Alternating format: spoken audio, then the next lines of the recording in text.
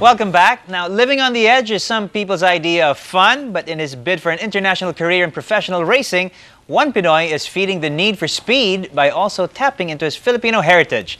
20-year-old Phil Swiss race car driver Marlon Stockinger moves a step closer to becoming a Formula One driver by entering the GP3 series. And with us this morning, the Filipino's future on the race course, Marlon Stockinger. Good morning, Marlon. Morning. Thanks for being with us today. Thank you for having me. Congratulations on all well, how far you've gone already in the racing scene.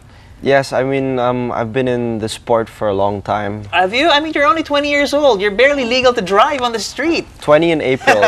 But yeah, basically, it's been a long road. Yeah. And in the last year or so, we've achieved a lot. I've won races. I've finished on the podium numerous times. And basically, we're moving one step closer to towards Formula One. The ultimate dream. Yeah, exactly. All right, let's take a step back here. Let's go to the very beginning. I mean, every boy and some girls, you know, we all dream of being a race car driver when we grow up. And here you are, barely out of your teens, and you've done it. You've become an international race car driver. How'd you do it? It was just basically support from my family.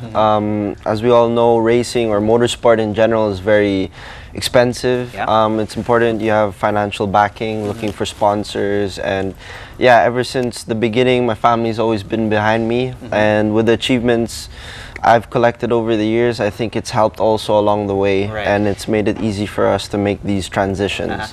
Did you always want to be a racer? Did you always feel like, I mean, I know your father is a racing enthusiast himself. Yes. Did he push you into that? Did you always want to be a race car driver? Not until I was brought to the racetrack.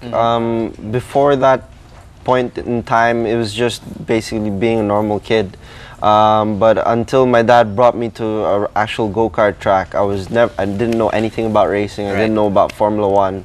Just passed by me. But now, like, ever since that day, it's just been, the rest is history, basically. I can't remember a day where I don't think. Since then. Yeah, exactly. All right. How do you get started? I mean, what did it feel like when you said you had your first experience at a karting track and the bug bit you hard then? I mean, what was it about the experience of being at a racetrack that really made you feel like, hey, this is something that I want to do? I'd say it was just the fact that I was by myself out there. And I guess as a kid, until that point, you're always with people around you, you're in school, you're with your classmates, and it was really kind of like the first time for me feeling alone, and it was quite a unique feeling. And on top of that, it was so much fun just driving around. I didn't even drive around the racetrack. I just went up and down the straight. Right. And from then on, I was just hooked. The sound of the engine and the vibrations of the go-kart, it got me hooked, basically. Yeah. There's a certain attraction to that, and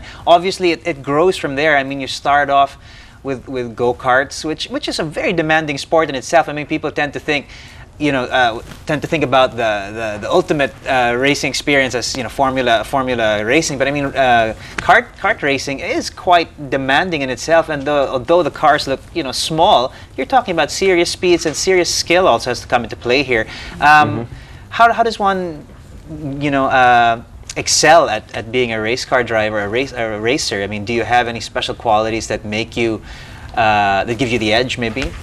Well, I guess it really depends on your personality. I think ideally for a racing driver, it's important to be cool, calm, and collected, basically, because you're dealing with a lot of stresses in the car. You're dealing with pressure from your team, from the people around you, and I guess all of that comes into play when you're out there on the racetrack. But you have to be able to switch that off and push that to one side and just focus on the racing, basically. So I guess maybe one trait that I'm kind of known for is just being cool about everything and not letting the pressure get to me. And cool you are. Cool you definitely are. All right, let's talk about what you've done in the racing scene. I mean, like you said, you started off in go-karts.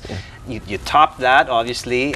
You've got a whole bunch of trophies and titles to your name, and from then, give us sort of a detailed resume, so to speak, of your achievements so far. Basically, after the karting, I moved on to Formula BMW.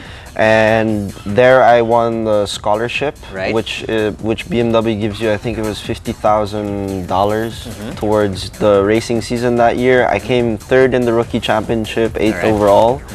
And then after that year, in 2009, I went to Formula Renault in the UK. It was my first year racing in Europe, fully committed. Right. It wasn't so good in the beginning, but towards the end when we did the winter series, I came 5th and I had the 2nd place. And then last year, 2010, I did the Formula Renault UK Championship again. Yeah. And I came 8th overall, but I had 2 pole positions, 3 podiums, 1 first, 1 second, 1 third, and like numerous like top 5 positions. So the results are just getting better and better. I think in 2009 you actually even took a race at the Formula Renault UK Winter Series. Yes. Congratulations to you. Good stuff. All right. You know, a question will always come up. Your racing buddy Matteo Guidicelli has sort of taken more of an interest in his show business career. Is this something that you want to do at some point? I keep getting asked, Yeah. but I think at this point in time, my racing career is very important. And racing and motorsport in general, because we're like going from one country to another, it takes up a lot of time. And I guess I'm just too busy for that right now. All right. Although you were, you know, you just got your start racing here, wanting to take it a step further has brought you to Europe, but you never forget your Pinoy roots. People talk about you carrying a Filipino flag in your bag constantly. Yeah. You know, you try to sort of psych yourself up by listening to some Pinoy songs every now and then. So you try to keep a pretty close bond with the Philippines. Of course. Are you proud of that? Yeah, I mean, definitely I'm proud of that. I wear the flag on my helmet, on my suit. I mean, I grew up here, so I think it's important that I represent who I am and who I am as a person. I feel like I'm totally Pinoy. I know my father is Swiss and I'm half Swiss. I also have a Swiss passport, but the family decided that I think it's better that I represent the Philippines, and I think it's the right decision. Cool, and we're proud to have you representing us. Now, obviously, you're moving up in the ranks. The biggest plan is obviously Formula One. What's the next step from here?